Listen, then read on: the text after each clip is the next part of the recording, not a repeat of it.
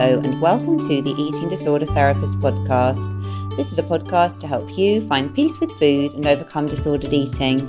And I'm Harriet Frew, aka the Eating Disorder Therapist. And I'm so excited to share with you all kinds of stories, tips, information and guest interviews to help you on your journey in finding peace with food. So thank you so much for listening today.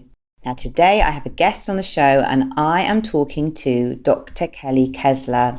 Dr. Kelly is a licensed physical therapist, wellness coach, host of the podcast Rewiring Health, and founder of Optimal You Health and Wellness LLC. Kelly teaches women who have a history of an eating disorder how to regulate their nervous system to achieve relief from chronic pain.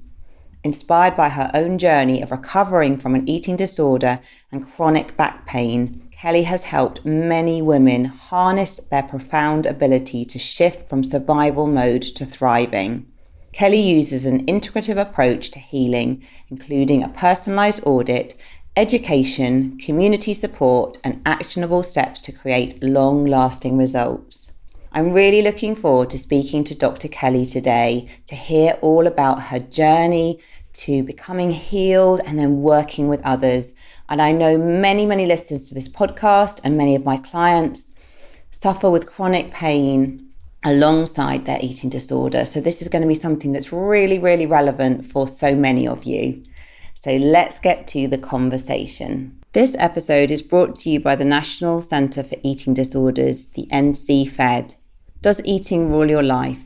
If you struggle with control of food, if you're sick and tired of being sick and tired, if you want to speak in confidence to someone who fully understands your relationship with food, contact Sam at the National Centre for Eating Disorders.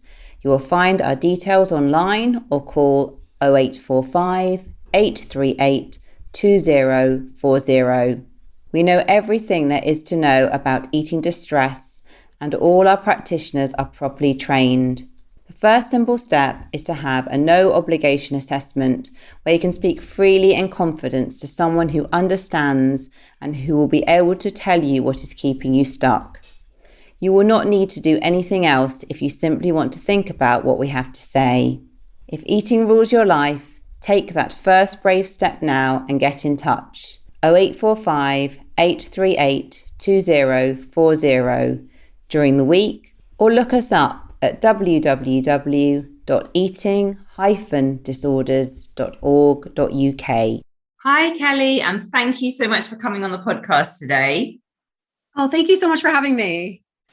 So, Kelly, please would you introduce yourself to the listeners? Sure, yeah. So my name is Kelly, and I work with women who have a history of eating disorders and then have residual effects from it. So like chronic pain and musculoskeletal effects. So I primarily help women who have gone through an eating disorder and now are still struggling with some of the repercussions of that. Okay.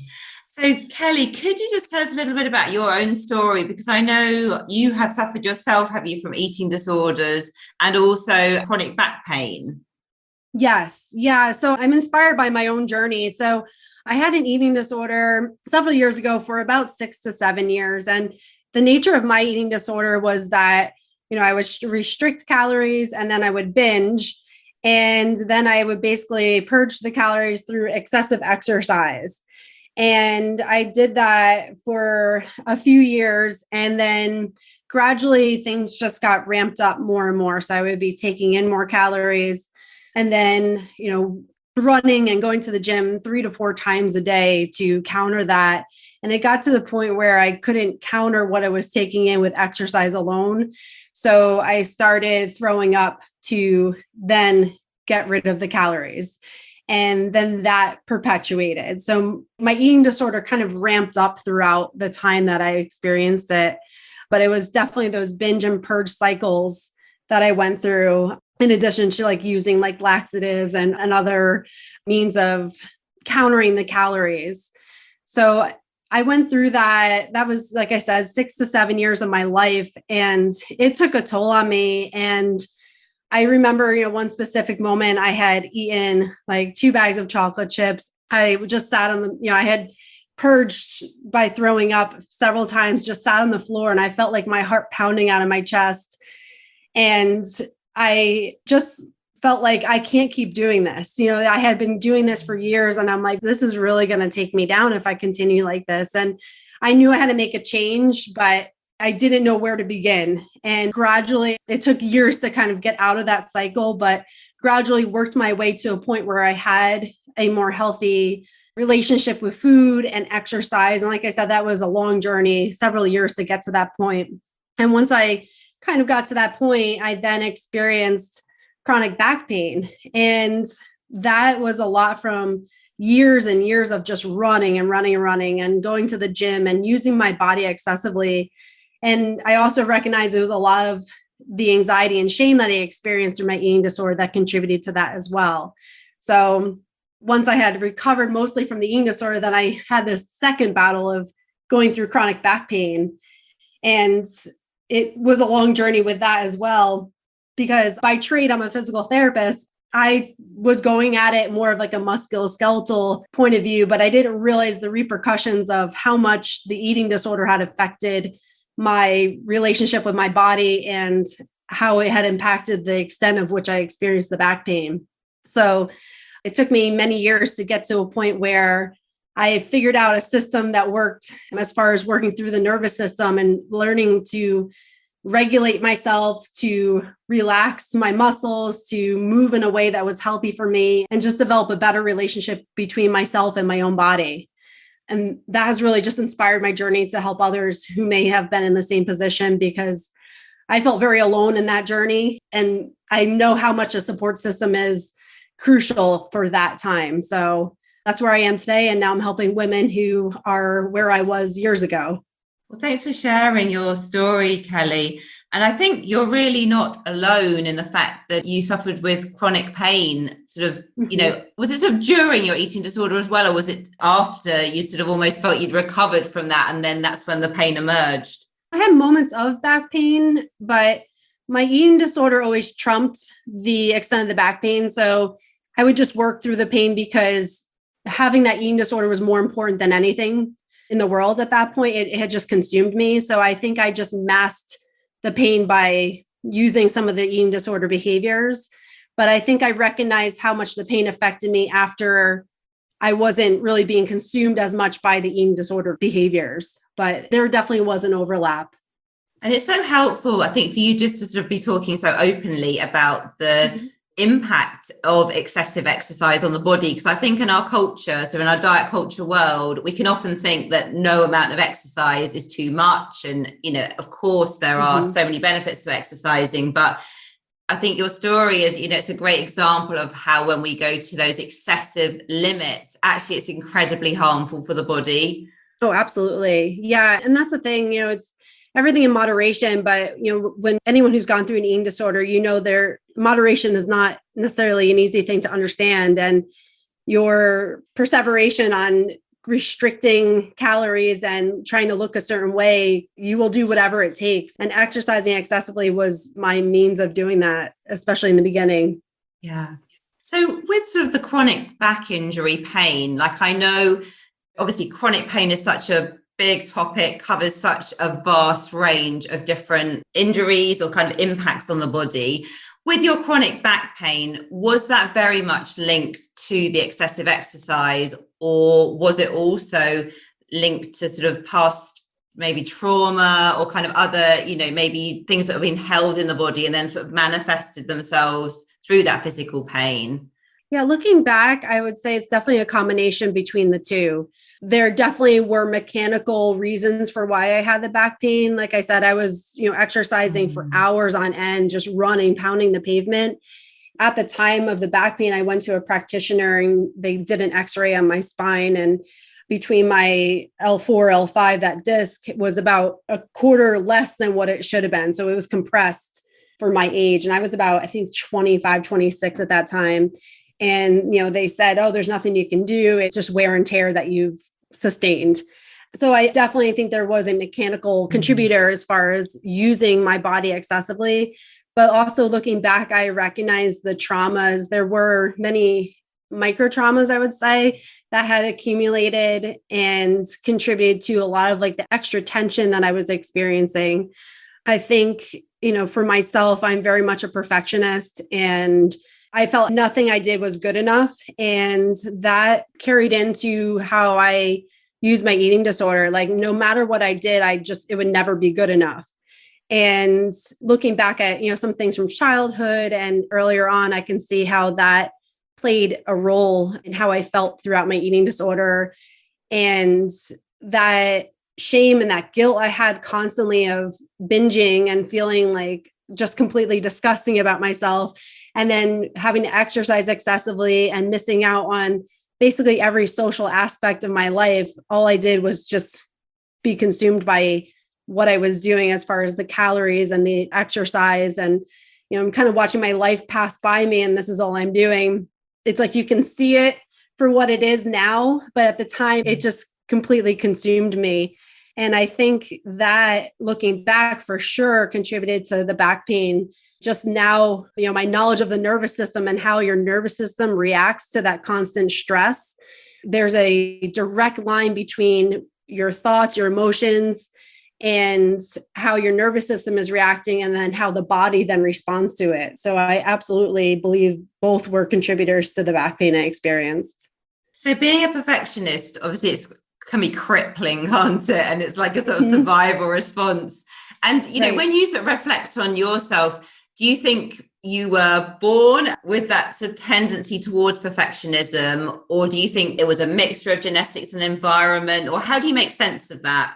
Yeah, I've done a lot of kind of looking inward and figuring out where all that came from. I know, growing up, I can't say I had a bad childhood. I had a very good childhood. I had good supportive parents, but there was, a level of, I think, just expectations of what you do. And I do look back and I'm like, wow, that was a little bit more structured, very structured, and kind of had to fit this mold of what those expectations were. So I definitely think that played a role in some of my thoughts. Even myself, I'm still trying to figure out where that perfectionist mindset came from. I'm just a very high achiever, and I, expect the best of myself, and I have high expectations for everyone around me. And I'm still trying to figure out where that came from, but it's been a common theme throughout my life. And it's something that I've now recognize how much it has held me back in actually being my genuine, authentic self in all those years. And I think it's hard sometimes to know, isn't it, where these things come from, because it is so complex and multifaceted. Mm-hmm. So, yeah, I think I'm the same, really. I'm sometimes still trying to make sense of my own story. Mm-hmm. Absolutely. So many layers to it. So many layers. And Kelly, for you, why exercise, do you think? Like, of course, that's a very common route for many people to go down with an eating disorder. But why do you think for you that obsessive exercise became the route that you really sort of channeled the eating disorder in? Yeah, so I've always been an athlete throughout my years. I'm primarily was a field hockey player.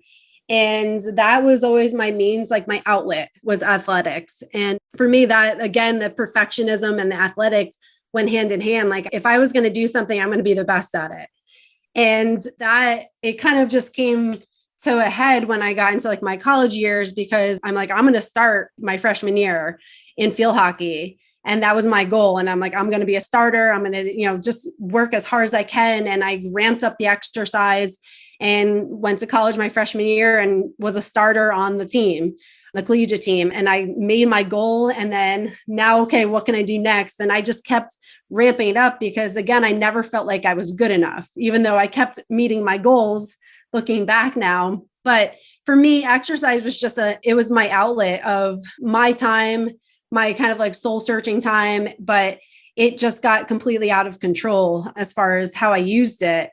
And like I said, my goal was to be a starter, and I had exercised so excessively at that time that I couldn't keep up with the practices because I was running miles upon miles after practice, before practice, lifting before or after practice, that I end up having to quit the collegiate team because I was exercising so excessively that like I couldn't keep up with what the demands were.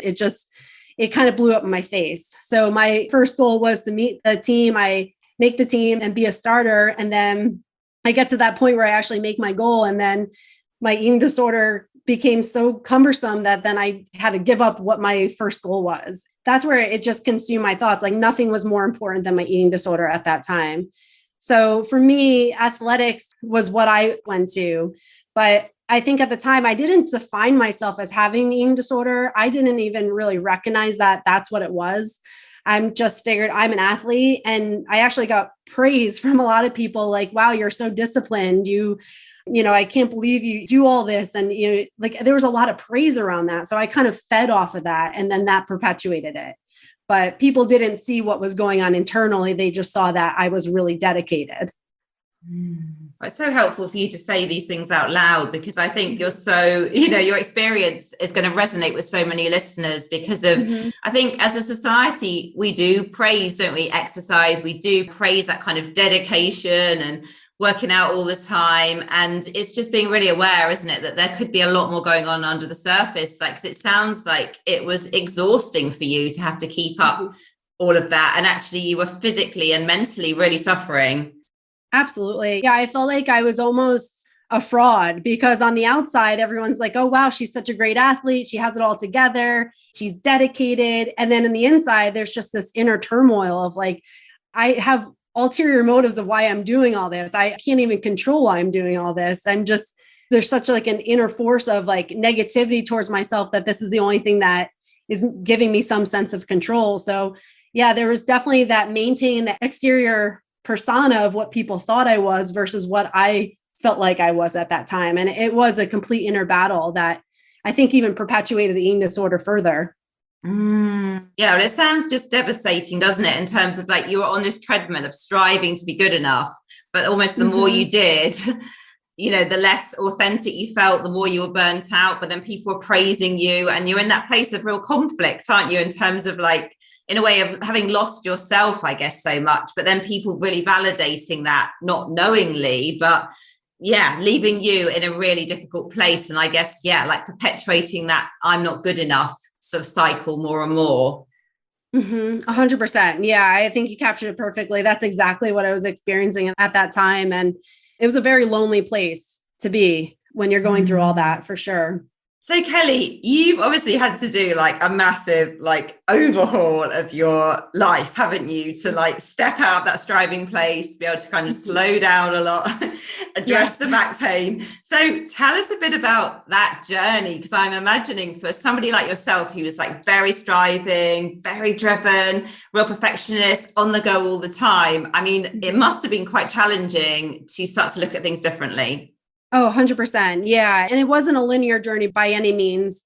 There were definitely moments that I did better and then moments that I would go back into some of those behaviors. And like I said, it took years to get to a point where I felt like I was in a better place mentally with it all. But I took just small steps here and there. And I basically, since exercise was my biggest vice, just started with decreasing my exercise a little bit at a time and just kind of celebrated those successes. Like even if it was 5 minutes, I did less, like that was like, okay. And just allowing myself to be okay with that and not feel like I could do more. That's kind of where I started, like baby steps my way out of being consumed by having to exercise 24/7. And then I would say the eating behaviors were a little bit more challenging to manage. I definitely had moments where I would continue to binge and then I would almost have to like stop myself from making up for that with the exercise and the other purging behaviors. So it definitely was a challenge and it was not easy. And I just had to, again, I just think what drove me more is that at the time I recognized I had missed out on a lot of, it was in my 20s. I'm missing out on my whole 20s. Like this is supposed to be like, everyone says the best years of your life and it wasn't. And I missed out on a lot of social situations. I missed out on a lot of things with my family. I just started looking at the loss that the eating disorder had caused me instead of the gains it was giving me.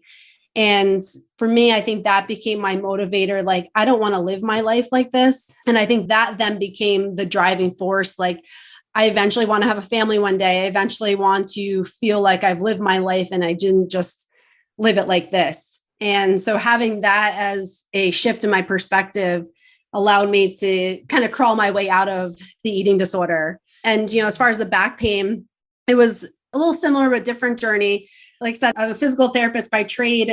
I have a certain, you're trained in a certain way to manage certain things. And for me, when I couldn't even help myself with my own back pain, I'm like, man, what is going on? Like, I know the science behind it. I know what you should do.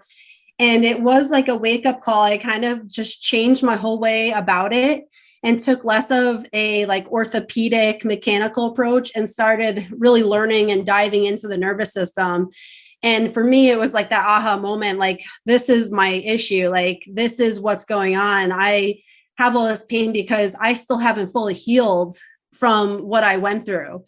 And going easier on myself and taking that approach really was like the game changer for me to get to a place where now I'm not tethered by my back pain anymore. Yeah, so it sounds like for you, really getting focused on what you were missing out on. And like you said, your 20s were passing you by in a way. You'd been doing all this exercising, being consumed with food, but almost kind of that sort of laser focus of starting to realize, I don't want to live my life like this. I want to be having these experiences. I don't want the eating disorder to be dominating everything. So did that really help you? Like in those moments when you had a lot of anxiety, I'm guessing from not being able to exercise as much, did you sort of manage to sort of get yourself really focused on that bigger picture? Or did you have other strategies as well that you implemented, like when you were almost perhaps climbing the walls from not being able to exercise? Mm-hmm. Yeah, I probably implemented quite a few. I journaled a lot at that time too. So I started writing down what I was experiencing, and then I would kind of go back and read it. And to be honest, when I would read it, it would make me sad. Like the thoughts that I had were just sad. I felt sad for myself. And I think that was almost like a motivator. I'm like, this is not a way to live where you're just like feeling like this so negatively towards yourself. So actually the journaling helped a lot. I ended up moving down to Texas. So I had a change of environment, which was kind of like a new beginning for me. And, I started my master's down there. So I had a different thing to focus on down there. The environment was different. So that also was for me like empowering because I went down there by myself, didn't know a single soul, just took 2 suitcases and went down there. And I'm like, I'm going to do this. So I think just trying to start fresh down there was also another thing that was like a catalyst for change for me. So there definitely were quite a few things that I did that I think helped at the time to get out of that place. And how did you start to sort of slow down and sort of be able to self-soothe more and get out of that sort of fight, flight, striving place that had been so familiar and I guess so comfortable for so long? I mean, obviously, you already talked about kind of journaling and your different focus and the change, but what were some of the kind of practical day-to-day things that you started to implement to really help yourself soothe your nervous system? I've thought back about it because I feel like I'm in such a different place. I have to almost like think back of like, what did I do at that time to get out of it? And I think one thing I did is I lived in Ithaca, New York at that time too. And there's Taganic Falls there, which is for me is just like a peaceful place. Every time I felt like I was just not in a good space, I would just go there and walk around and kind of, it just was like peaceful and helped me kind of like refocus. So I definitely attribute to that too, just having an outlet, like someplace that brought me peace. I was very secretive with my eating disorder. Like my family knew nothing. My closest friends knew nothing. Like nobody really knew anything about what was going on. But I did confide in one of my friends, and having her as an outlet to just tell her how I'm feeling, what I'm going through. She was a great source of support too, because she just listened. And she, didn't pass judgment. She didn't try to fix me. And for me, that was also a really huge source of support that time because I knew I had her in my corner. So that was also something that really helped a lot to just get out of those dark places when they kind of came around again. Yeah, so I think there's 2 things there that are so helpful. Firstly, like you're saying, getting out in nature, being somewhere peaceful, somewhere that was calming. It sounds like it kind of got you out of your head and brought you back into a more contented space.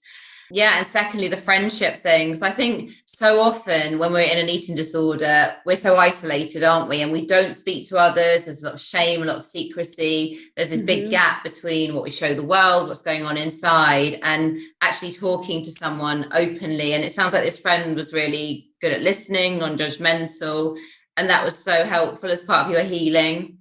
Oh, absolutely. Yeah. And I've thanked her, many times for that, because it really was the first time I felt like I talked about it. And I find that talking about it, there's so much healing when you can be just open and authentic about what you're going through. And that's why I feel like, I say every time I discuss kind of what I've gone through, there's like a therapeutic part to that, because you're not hiding who you are anymore. Like, I feel like I had to hide that part of myself for so long. And that just hinders healing. And for me, every time I can openly talk about this, and if it can help people, that even is more therapeutic. But anytime you can like just be your authentic self and be like, this is something I went through, this is, what I'm going through. I think it really just has such a therapeutic quality where you're saying it out loud and you're not judging yourself for it. Like, I felt guilty for how I lived like that for years. And now I'm just like, that's part of my story.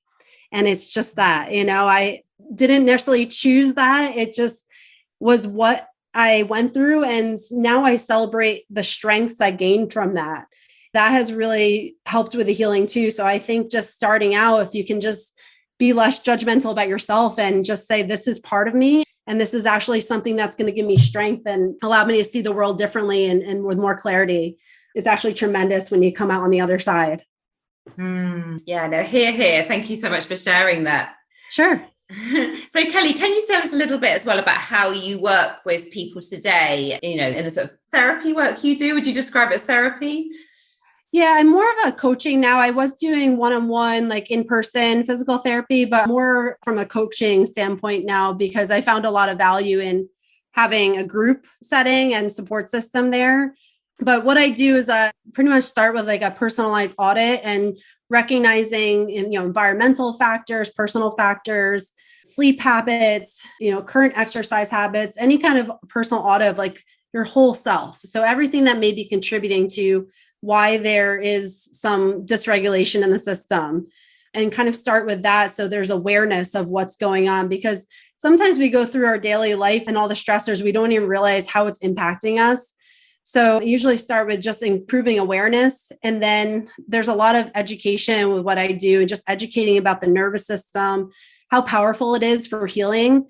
I think it's one of those untapped resources that we don't realize that it has so much potential for healing. And unless we have the right tools, it's not going to work for us in the way we want it to. So I do a big educational piece on that. And then I integrate all different ways on which the nervous system can be regulated. So I do a lot of breath work, movement with breath work, some tapping exercises. I do a lot with like the optic nerve and visual system, the vagus nerve. So I use a lot of different tools to help regulate the nervous system and get them from like a wound up state of stress to a point where they can now manage some of those stressors in a more healthy way. So it's more about like teaching the nervous system how to respond appropriately rather than just ramp up at the first bit of stress in your life. So it just teaches the nervous system how to basically respond appropriately, which it doesn't necessarily do when you go through an eating disorder and chronic stressors like that.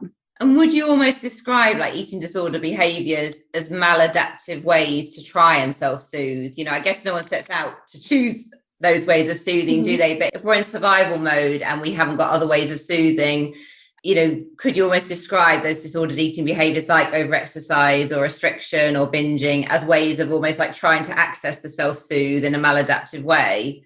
100%. Yeah. Eating disorder behaviors. And like now I see it much more clearly than when I was going through it, but they really are a short-term soothing behavior for a long-term problem. So long-term, it only makes things worse, but in the short term, it does give you that like dopamine response, which is that like reward system that we keep searching for. So our brains respond to it in a way that we are recognizing as something that is comforting and soothing. But in the long term, our brains actually rewire to put us in more unhealthy space.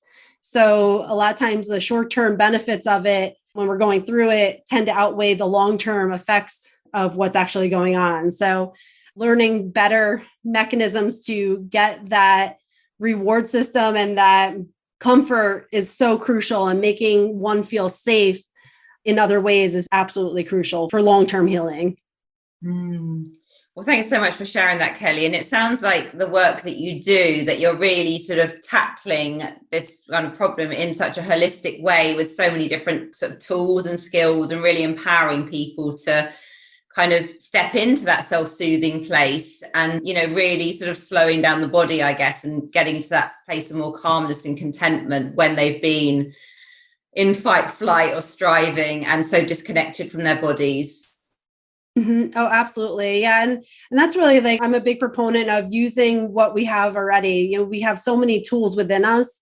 And I like to use the analogy of almost like the Wizard of Oz and Dorothy. Like Dorothy had her ruby slippers that entire time, but she didn't know that she could just tap them and go home. And it's like until she realized that she had the tools all the time to get back to a place of comfort, that's only when she was able to like start getting there. So it's like we all have that available to us. We all have our ruby slippers, but if we don't know how to use them and get ourselves to a place of comfort, they're useless to us.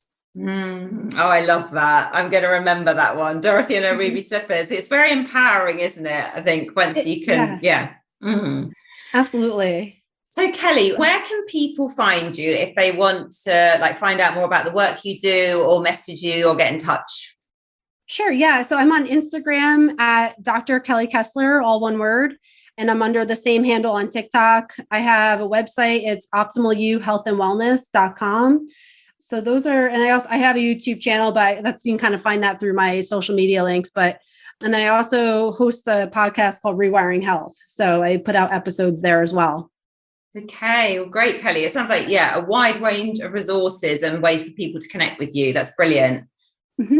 Yeah, thank you. So Kelly, I just want to really thank you for coming on the podcast today. I really appreciate you sharing your story so openly. I think it's just, your story is going to resonate with so many people, be so valuable to so many of the listeners, but also just to hear, the hope and inspiration of the journey that you've been on of almost, turning your life around. And I know it hasn't been easy and in those baby steps, but, to get to a very different place today where you're experiencing kind of, be connected with your body and, having sort of healed and being in a good place with your mental well-being. So it's really inspiring to hear your story. Thank you. Oh, well, thank you so much for having me. And like I said, every time I can share it, again, gives me a sense of healing as well. And for anyone who's in a rough place right now, there is hope to always turn it around. So if I can be some kind of source of hope for someone, that means the world to me. Okay, lovely. Thank you, Kelly. So I hope you enjoyed this conversation just as much as I did. Do go and check out all of Dr. Kelly's info in the show notes. If you're not following me already, do seek me out on Instagram at the Eating Disorder Therapist _. And for further support with your relationship with food, do go to the eatingdisordertherapist.co.uk. If you enjoy this podcast, I'd be so grateful if you'd follow, rate and review, as it helps it reach so many more listeners. And I think we're currently at around number 63 in the Apple mental health charts. So thank you for all of your support. Thank you so much for listening today, and I look forward to sharing another podcast episode with you very soon.